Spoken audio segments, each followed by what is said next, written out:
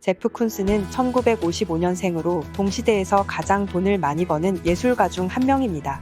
사람들은 그를 앤디 워홀의 아이디어를 계승한 작가이자 순수 예술의 가치를 떨어뜨리고 지나치게 상업적으로 작품을 생산하는 천박한 작가라고 비방하기도 합니다. 그러나 제프 쿤스의 작품은 오늘날 비평가뿐 아니라 예술 애호가들로부터 열렬한 관심을 받고 있습니다. 쿤스의 작품은 네오팝 아트에 속한다고 알려져 있습니다. 네오팝은 새로운이라는 의미의 네오와 대중적인이라는 단어에서 비롯된 팝을 합성한 단어로 만들어진 현대미술의 한 장르입니다. 2차 세계대전 이후 승전의 결과로 풍요로운 부를 축적한 미국은 팝아트 이미지를 사회 소비 현상에 맞게 재해석하고 기계적인 기술을 활용한 새로운 미술로 승화했는데요. 후기 팝은 포스트팝, 네오팝과 같은 신조어를 만들어내며 하나의 글로벌 코드로 자리 잡았습니다. 제프 쿤스는 펜실베니아주 요크에서 가구상이자 인테리어 디자이너인 아버지와 재봉사인 어머니 사이에서 태어났습니다.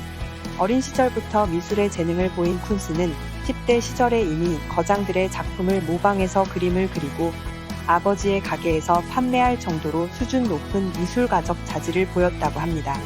그는 이 시기에 살바도르 달리와 앤디 워홀의 작품에 대해 알게 되었고 그들에게 깊은 영향을 받았다고 합니다. 쿤스는 메릴랜드 예술대학을 졸업한 후 한동안 월스트리트에서 중개인으로 일했다고 알려져 있습니다.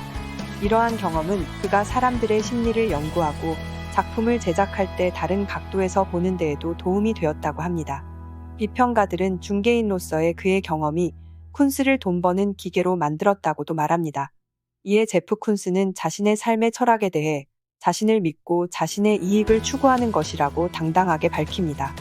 메릴랜드 예술대학과 시카고 예술대학에서 미술을 공부한 그는 뉴욕으로 이주하여 모마에서 일하며 예술 경력을 시작했고 이후 The New 시리즈로 미술계에 데뷔했습니다. 제프 쿤스의 첫 번째 작품 시리즈인 The New는 1979년 그가 아직 무명의 예술가이자 월스트리트 중개인으로 일하던 시기에 시작된 작품입니다. 이 시리즈는 1980년에 일부 공개되어 그의 첫 공적인 주목을 받았으며 1980년대 내내 작업을 이어나갔습니다. 이 시리즈는 투명한 전시 케이스에 진공 청소기를 선보이며 여기서 2대의 호버 진공 청소기가 키 높은 유리 케이스에 담겨 있고 아래에서는 형광등으로 밝혀집니다. 이 전시를 통해 쿤스는 상업적이고 평범한 것을 기념하며 일상적인 물건들에 대해 재검토하고 기쁨과 경이로움을 불러일으키고자 합니다. 듀샹의 레디메이드 작품은 이 작업의 명백한 선례로 볼 수 있으며 쿤스 자신도 듀샹을 자신이 중요한 영향을 받은 인물로 인용합니다. 제프 쿤스의 럭셔리와 퇴폐 시리즈의 핵심 작품 중 하나인 이 작품은 성공의 표상을 제시하면서도 퇴폐로 이어질 가능성을 내포했습니다. 이 시리즈에서 알코올은 이러한 라이프 스타일의 궁극적 상징으로 나타납니다. 쿤스는 뉴욕 지하철을 타고 다니며 가장 낮은 경제 기반에서 가장 높은 수준에 이르는 광고의 전체 스펙트럼을 조사하고 관찰했다고 합니다. 광고에서는 우아한 아프리카계 미국인 커플이 잘 꾸며진 아파트에서 휴식을 취하는 모습을 보여줍니다. 시계는 새벽 2시를 조금 넘기고 남자는 법률책에서 시선을 떼고 안경을 벗으며 파트너에게 미소를 지으며 그녀가 건네는 헤네시 잔을 받습니다. 이 광고는 높은 교육을 받고 성취지향적으로 살아온 듯한 이들을 긍정적으로 묘사하면서도 일부는 부정적인 여러 연상을 불러일으키기도 합니다. 쿤스의 의도는 광고의 심리조작적 특성을 보여주면서도 특정 메시지에 개입하거나 수정하려는 노력은 하지 않고 냉담한 모호함을 유지하고자 했습니다. 제프 쿤스의 마이클 잭슨과 버블스 조각상은 그의 바날리티 시리즈의 일부로 저렴한 수집용 피규어를 연상시키는 거대한 도자기 조각상으로 제작했습니다. 이 조각상은 팝스타와 그의 애완 원숭이의 언론 사진을 바탕으로 하여 기이한 매력을 발산합니다. 쿤스는 이 키치적인 작품이 오히려 관람객으로 하여금 진지하고 중요한 예술 작품으로 여겨지도록 요청합니다. 이 작품의 완벽한 공예, 큰 규모, 미켈란젤로의 피에타를 연상시키는 삼각형 배열 그리고 작품에서 중요하게 사용된 금은 중세 및 초기 현대 종교 조각상을 참조합니다. 쿤스는 나는 그를 신과 같은 아이콘 방식으로 창조하고 싶었다고 말합니다. 이러한 주제는 앤디 워홀의 골드 마를린 멀로에서도 찾아볼 수 있습니다.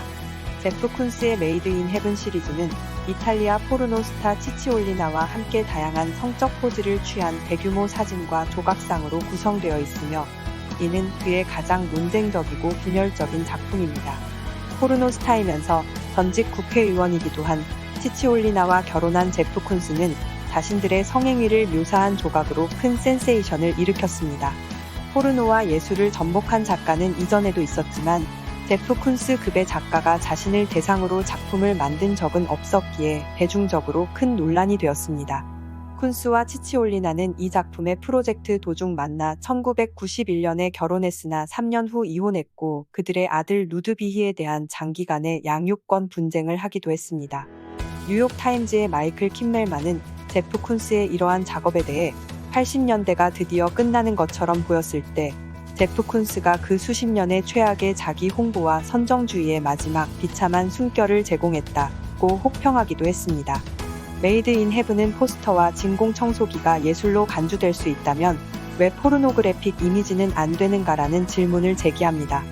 메이드 인 헤븐 시리즈는 그의 가장 논란이 많은 작업으로 비판가들로부터 강한 비난을 받은 반면 그의 예술에 대한 대중의 관심을 높였습니다. 제프 쿤스의 가장 유명한 작품 중 하나는 풍선 동물에서 영감을 받은 거대한 조각상입니다.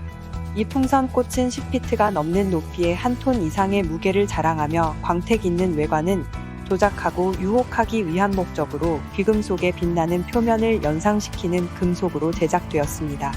이 조각상은 완벽한 대칭과 완성도를 보여주지만 가까이에서 보면 전체 구성이 희미해지고 관람객은 자신의 왜곡된 불완전한 이미지와 마주하게 됩니다.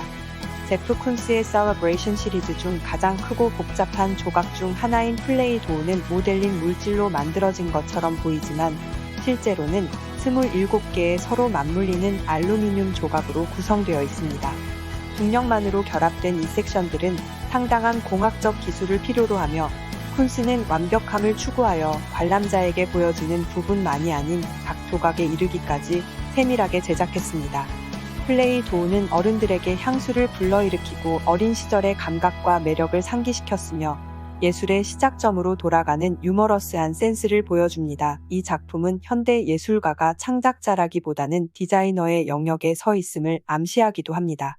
셀러브레이션 시리즈는 파티, 휴일 및 기타 연례 행사에 중점을 두고 있으며 쿤스는 이를 통해 시간의 흐름을 강조합니다. 많은 작품들이 어린 시절의 장식을 통해 이러한 축하 행사를 참조하며 쿤스는 탄생, 성장, 성과 같은 인간의 삶의 주기와 번식에 대한 인간의 욕구를 강조합니다. 쿤스는 플레이 도우에서 이 과정을 간접적으로 언급하며 플레이 도우를 분해하면 그것들은 모두 서로 겹겹이 쌓이는 유기적인 형태로서 이러한 표면들이 내부에서 만나고 관람객은 그것을 보지 못하지만 느낄 수 있으며 그것은 프로이트적인 성질을 가지고 있다고도 말합니다. 제프 쿤스의 헐크 엘비스 시리즈 중 하나인 헐크는 만화 캐릭터 인크레더블 헐크의 조각상을 어린이 장난감, 자유의 종 복제품, 생화로 가득 찬 손수레와 같은 부조화를 이루는 소품들과 결합한 작품입니다. 이 시리즈는 테스토스테론이 가득한 헐크와 전통적으로 여성적인 상징을 결합하여 성별 개념의 의문을 제기합니다. 이 조각상들은 비닐 풍선의 모습을 빼닮았지만 실제로는 다채로운 청동으로 만들어져 시각적 속임수와 장난기를 보여주며 무게 없는 외관과 실제 고체성이 대조적 미학을 보여줍니다. 쿤스의 작품에서 반복되는 풍선 테마는 1978년의 인플레이터블 시리즈로 거슬러 올라갈 수 있으며 이 시리즈에서 그는 거울로 둘러싸인 저렴한 상점에서 구매한 풍선 작품을 선보여 객체의 외관을 왜곡하여 실체와 이미지 중 무엇을 볼 것인지 결정하는 것에 대해 질문을 던집니다. 1990년대 초 쿤스는 저작권 침해로 여러 차례 소송에 휘말렸지만 이러한 사건들은 그의 작품에 대한 논쟁과 관심을 더욱 촉진시켰습니다. 제프 쿤스는 일상적인 물건들, 어린이 장난감, 만화 캐릭터, 도자기 인형, 파티 장식 등에서 영감을 받아 광고 캠페인과 소비재를 자신의 작품에 도입합니다. 이를 통해 우리 삶에서 물질적 대상의 역할과 사회 전체의 소비주의에 대한 대화를 시작합니다. 많은 작품들은 저렴해 보이지만 실제로는 매우 비싸며 이는 경제 논리에 기반한 전환으로 그의 상업적 성공의 기반이 됩니다. 그는 예술 애호가들을 모욕하기보다는 최고의 수집가들에게 미술의 개념을 제고하도록 북돋습니다. 그의 마케팅 전략은 매우 성공적이며 그의 작품은 생존하는 예술가 중에서 가장 높은 가격을 받습니다. 쿤스는 반모더니스트로서 대중을 즐겁게 하려는 적극적인 자기 홍보가를 자처합니다. 이 때문에 그는 예술계에서 매우 분열적인 인물이 되었으며 키치적이며 저속한 많은 작품들을 통해 여성을 대상화하는 것에 대한 큰 비판을 받아왔습니다.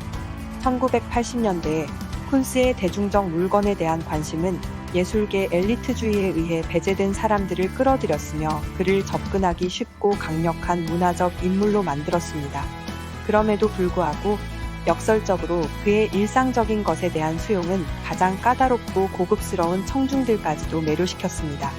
쿤스의 작품을 수집함으로써 수집가와 박물관은 자신들이 농담을 받아들일 수 있다는 것을 보여줍니다. 거울과 고광택 표면은 쿤스 작품의 많은 부분을 차지하며 그는 이러한 표면을 완벽한 마무리를 보여주고 작품을 바라보는 관객이 자신을 비춰볼 수 있게 만들 수 있다는 이유로 선호한다고 합니다. 이런 방식으로 관람객은 작품의 일부가 되며 그들의 변화하는 반영은 작품을 접하는 방식을 변화시켜 매우 개인적인 경험을 만듭니다. 쿤스가 신중하게 설계했지만 그의 작업은 그의 스튜디오에서 대규모 직원들이 만들고 그림을 그리고 제작함으로써 이루어집니다. 때때로 동일한 작품의 여러 복사본을 제작하기도 합니다. 실제 작품 제작을 외부에 위탁함으로써 쿤스는 예술의 진정성과 예술가로서의 의미에 대한 질문을 제기합니다.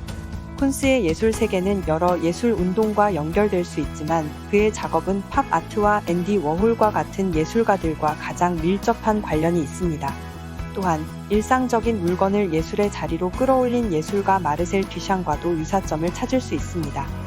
쿤스는 일상적인 물건을 가져와 예술적으로 재해석하고 대중문화와 소비주의에 대한 테마를 계속 탐구해 왔으며 그의 작업은 때때로 비판가들로부터 찬사를 받는 동시에 많은 비판도 받아왔습니다. 이 모든 논란에도 불구하고 오늘날까지 그의 작품은 현대 미술계에서 매우 중요한 위치를 차지하고 있습니다. 그는 치치올리나와 이혼한 이후 1995년 저스틴 휠러라는 또 다른 아티스트와 재혼했고 그들에게는 현재 6명의 자녀가 있습니다. 오늘은 현대 미술계에서 가장 독특하고 논란의 중심에 서 있는 예술가 제프 쿤스의 세계를 탐험했습니다. 그의 작품은 때로는 도발적으로 그러나 언제나 우리에게 예술이란 무엇인가에 대해 다시 생각하게 만듭니다. 쿤스는 예술계에서 사랑받는 만큼 혹평을 받기도 하지만 그의 영향력과 중요성은 부정할 수 없는 사실입니다. 그의 창작은 현재까지 계속되고 있으며 계속해서 우리에게 새로운 영감을 불어넣고 있습니다. 감사합니다.